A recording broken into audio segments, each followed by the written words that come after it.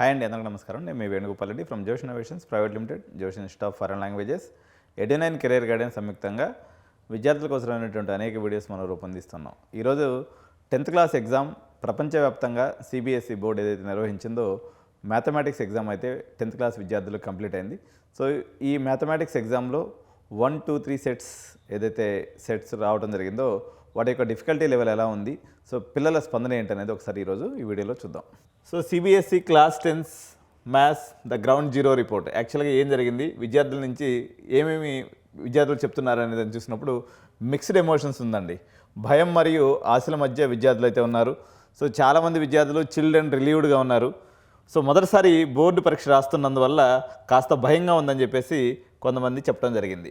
So difficulty scale తీసుకున్నప్పుడు set 1 అనేది అయితే చాలా ఈజీగా వచ్చిందండి. దీంట్లో 5 మార్క్స్ క్వశ్చన్స్ కొంచెం కష్టంగా వచ్చినాయి తప్ప రిమైనింగ్ అన్ని పార్ట్స్ ఏదైతే ఉన్నాయో అవన్నీ కూడా ఈజీగానే వచ్చింది. సెట్ 2 అనేది మోడరేట్గా ఉంది. సెట్ 3 మాత్రం హార్డెస్ట్ పేపర్ అని చెప్పేసి విద్యార్థుల స్పందనగా కనిపిస్తూ ఉంది. సో ద హార్డెస్ట్ వచ్చేసి సెట్ 3 అండి, సెట్ 2 వచ్చేసి మోడరేటు. సో సెట్ 3లో మొత్తం ప్రశ్నలన్నీ మెలికలు తిరిగి ఉన్నాయని చెప్పేసి స్ట్రైట్గా క్వశ్చన్స్ లేవని చెప్పేసి విద్యార్థులు అయితే చెప్పడం జరిగింది. So the villain section D and ఈ కేస్ బేస్డ్ ప్రశ్నలు విద్యార్థులను బాగా ఇబ్బంది పెట్టాయి. సెక్షన్ ఈలో ట్రిక్కీ అండ్ ట్విస్టెడ్గా ఉంది. అదేవిధంగా సెక్షన్ డిలో చాలా టైం కన్జ్యూమింగ్ క్వశ్చన్స్ అయితే జరిగిందనమాట. ప్రశ్న అర్థం చేసుకునేసరికి కష్టంగా మారిందని చెప్పేసి విద్యార్థుల యొక్క ఫీడ్బ్యాక్గా ఉంది. ద సేవింగ్ గ్రేజ్ వచ్చేసి సెక్షన్ ఏ అండ్ బి, సులభంగా మార్కులు సాధించుకోగలిగేటువంటి సెక్షన్స్ ఏదైనా ఉన్నాయంటే అవి సెక్షన్ ఏ మరియు బి సెక్షన్స్ చాలా ఈజీగా ఉన్నాయి. సెక్షన్ ఏలో ఎంసీక్యూస్ ఏదైతే ఉన్నాయో సాల్వబుల్ వయా ఎలిమినేషన్ టెక్నిక్ ద్వారా ఈజీగా సాల్వ్ చేసేటట్టు ఉన్నాయి. అదేవిధంగా సెక్షన్ బి మొత్తం కూడా ఎన్సీఆర్టీ సిలబస్ నుంచి డైరెక్ట్గా రావడం జరిగింది. ఎంసీక్యూలు అనేవి కూడా చాలా ఈజీగా గెస్ చేసే రకంగా ఉందన్నమాట. సో టాపిక్ వార్స్ తీసుకున్నప్పుడు జామెట్రీ మరియు ట్రిగనామెట్రీ అనేవి కొంత భయపెట్టినాయి అనమాట. ట్రయాంగిల్స్ అండ్ సర్కిల్స్ ఏదైతే ఉందో హార్డెస్ట్ పార్టు. అదేవిధంగా ట్రిగనామెట్రీ ఏదైతే అనుకున్నారో ఇది చాలా కష్టంగా వస్తుందని అనుకున్నారు, కానీ కొంతవరకు ఈజీగా రావడం జరిగింది. సో ట్రయాంగిల్స్ అండ్ సర్కిల్స్ మాత్రం కొంత కష్టంగా రావడం జరిగిందనమాట. So syllabus myth versus reality, NCERT సరిపోతుందా అంటే కేవలం పాఠ్యపుస్తకం మాత్రమే చదివి వెళ్తే సరిపోదండి. ఇక్కడ చూసుకున్నట్లయితే ఎక్స్టర్నల్ ప్రిపరేషన్స్ మరియు పీవైక్యూస్ మరియు శాంపిల్స్ నుంచి మనకు 50% అనేది రావడం జరిగింది. సో రిమైనింగ్ 50% మాత్రమే డైరెక్ట్ ఎన్సీఆర్టీ బుక్స్ నుంచి వచ్చింది. కాబట్టి ఓన్లీ టెక్స్ట్ బుక్ చదువుకుపోయినటువంటి వాళ్ళు ఇబ్బంది పడ్డటువంటి పరిస్థితి అయితే ఉంది. సో ఎక్స్టర్నల్ ప్రిపరేషన్ పర్టికులర్గా అవసరం అయితే పడింది. PYQs, samples, external preparations 3 50% contribute అయితే చేయడం జరిగింది. సో ఎన్సీఆర్టీ టెక్స్ట్ బుక్ నుంచి అయితే మాత్రం 50% మాత్రమే సిలబస్ రావడం జరిగింది. సో న్యూ రోల్ మీ అందరికీ తెలిసిందే, ఆల్రెడీ ప్రీవియస్ వీడియోలో కూడా మనం చెప్పుకున్నాం. 10th క్లాస్ చదివినటువంటి విద్యార్థులు ఇది ఫస్ట్ అటెంప్ట్, అదేవిధంగా సెకండ్ అటెంప్ట్ కూడా మళ్ళీ మేలో ఉంది. కాబట్టి విద్యార్థులు ఈ విషయం మీద ఏమంటున్నారు అన్నట్లయితే, మాకొద్దు మహాప్రభు ఈ మ్యాథమెటిక్స్ పంచాయతీ, ఇక్కడ చాలు, మేము 2వ సెషన్కి వెళ్ళమని చెప్పేసి మెజారిటీ విద్యార్థులు చెప్పడం జరుగుతుంది. అంటే చాలామందికి భయం ఉంటుంది, వాళ్ళైతే ఎలాగో 2వ సెషన్కి పోరు. ఇంకా చాలామంది విద్యార్థులు ఏమంటున్నారంటే, ఆల్రెడీ ఇప్పుడు మేము చాలా ప్రెషర్ తీసుకొని ఈ ఎగ్జామ్కి చదివాం సార్, మళ్ళీ ఇంకో 2 నెలలు మళ్ళీ దీని మీద కూర్చునేటువంటి ఓపిక మాకైతే లేదు అని చెప్పేసి మెజారిటీ ఆఫ్ ది విద్యార్థులు చెప్తూ ఉన్నారు.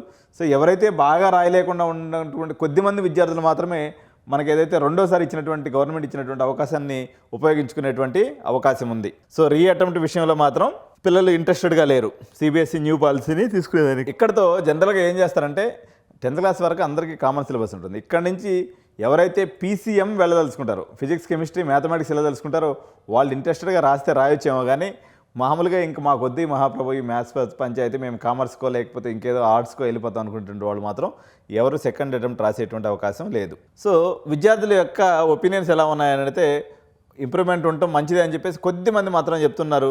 సో దీనివల్ల ప్రెషర్ ఇంక్రీజ్ అవుతుంది. 2 నెలలు మళ్ళీ మేము ఈ ఎగ్జామ్ ప్రెషర్ని తీసుకోవాల్సి ఉంటుంది, కాబట్టి మేము దానికి వెళ్ళమని చెప్పేసి ఇది విసుగు తెప్పిస్తుందని చెప్తూ ఉన్నారనమాట. సో ఈరోజు మ్యాథమెటిక్స్ రాసినటువంటి విద్యార్థులందరూ మ్యాథ్స్కి బాయ్ చెప్తూ ఉన్నారు. చాలామంది నార్త్ ఇండియన్ స్టూడెంట్స్ కానీ వీళ్ళు కానీ తీసుకున్నట్టయితే వాళ్ళకి పెద్ద మ్యాథమెటిక్స్ ఇంట్రెస్ట్ ఉంటుంది. ఎక్కువ మంది ఆర్ట్స్ సైడ్, కామర్స్ సైడ్ వెళ్తారు కాబట్టి. సో మ్యాథ్స్కి అందరూ బాయ్ చెప్తూ వెళ్తున్నటువంటి సినారియోస్ అయితే మనకి ఇంటర్నెట్లో కనిపిస్తూ ఉంది. సో వాళ్ళందరూ కూడా పీసీబీ లేదా కామర్స్ తీసుకొని మ్యాథ్స్ ఇక్కడితో ముగింపు పలకాలని అనుకుంటూ ఉన్నారనమాట. So the confusion what next, సరైన మార్గాన్ని ఎంచుకోవటం ఎలా.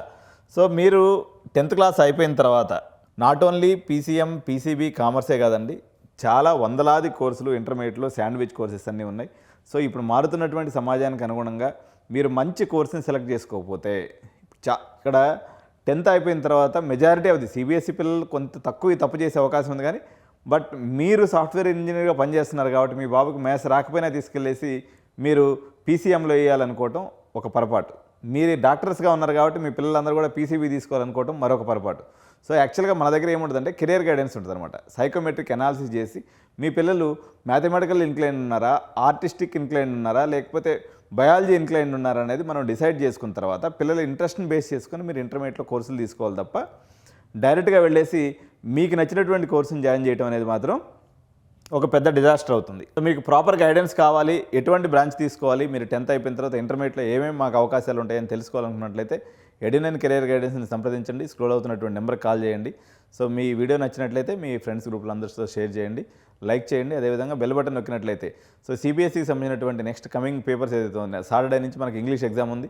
సో దానికి సంబంధించినటువంటి పేపర్స్ కానీ లేదా సిబిఎస్ఈ 10th క్లాస్ బోర్డుకి సంబంధించినటువంటి అన్ని రకాలైనటువంటి అప్డేట్స్ మన ఛానల్లో ఎప్పటికప్పుడు అప్డేట్ చేస్తూ ఉంటాం. కాబట్టి సో సిబిఎస్ఈ పేరెంట్స్ అందరూ మీకు కెరియర్ గైడెన్స్ అనేది మనది ఫుల్ సెట్ అనమాట, ఫుల్ మీల్ సెట్. ఎందుకంటే 10th క్లాసు, ఇంటర్మీడియట్, అదేవిధంగా హైయర్ ఎడ్యుకేషన్లో ఉన్నటువంటి అన్ని ప్రొఫెషనల్ కోర్సెస్ మీద మనము వీడియోస్ చేస్తాము. అదేవిధంగా కెరియర్ గైడెన్స్ ఇస్తాము.